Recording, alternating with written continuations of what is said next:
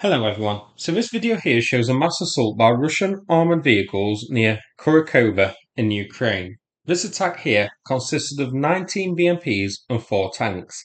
Ukraine reports that of that number, 5 BMPs, 1 tank destroyed, 3 BMPs and 1 tank damaged. We can see some of the losses here. The column appearing to be defeated by a combination of drones and artillery. Kurakhove is on the eastern front heading towards the south. Let's zoom in. This was here, heading from the east from Hirivka and Maximilianivka, like so, towards Kurakhove. You can see if we zoom out that this is here. So Russia doing its usual tactic, send waves of vehicles towards positions to grind out territory in order to encircle pockets of land, which then force Ukrainians in those pockets, which are isolated, to retreat before they get cut off. It does work. We saw this most recently in Vuhledar and before that Avdiivka regions, as well as other places along the front. But it does also see high vehicle losses during those initial thrusts at the sides. This is an area where Russia has had some success with its attacks recently. Here's the situation at the start of the year, January 1st. Initially, Ukraine had a lot of success holding off these Russian attacks. Here it is June the 1st, so small gains by Russia, but nothing to make a song or dance about. End of July, like so. More modest gains. You can see near Krasnoyarivka the tactic I mentioned of Russia's again, isolating territory by surrounding it on the flanks. Here, pushes to Krasnoyarivka and Hirivka, isolating that territory in the middle. End of August, here are the maps. So more Russian gains with that small pocket close, and north of Krasnoyarivka, once again, that same tactic you can see appearing.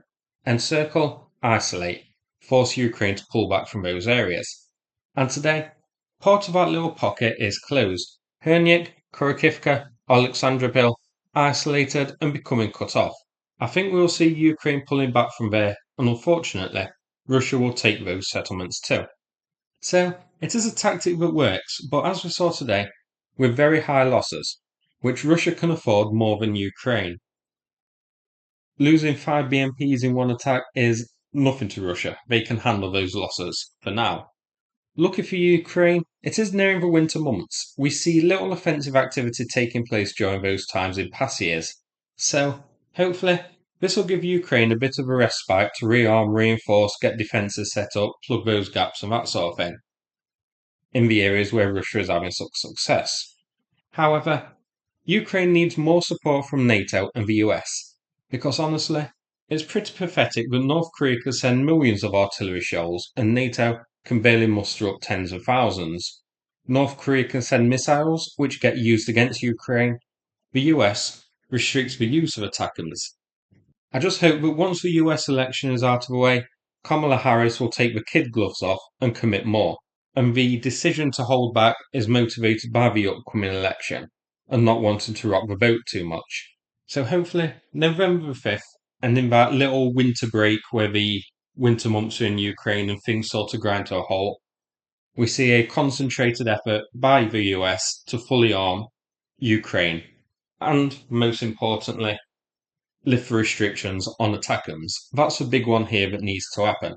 That should have happened as soon as attackers were sent. But now we're seeing North Koreans arrive in Ukraine. It needs to happen as a response to that immediately. Now, on our map here, at the top, you can see Hernyk, the small settlement, partially occupied by Russia. So here is a vehicle we helped raise money for in a fundraiser for Alex, a Ukrainian soldier. So the vehicle on screen has actually been operating in Hernyk, helping in the evacuation of soldiers. Alex has asked if I can help raise a little bit extra to buy an anti-drone jammer to be fitted on it to keep it safe. His PayPal link is in the description. Big thanks to everybody who can help out. Thanks so much, and take care, everybody.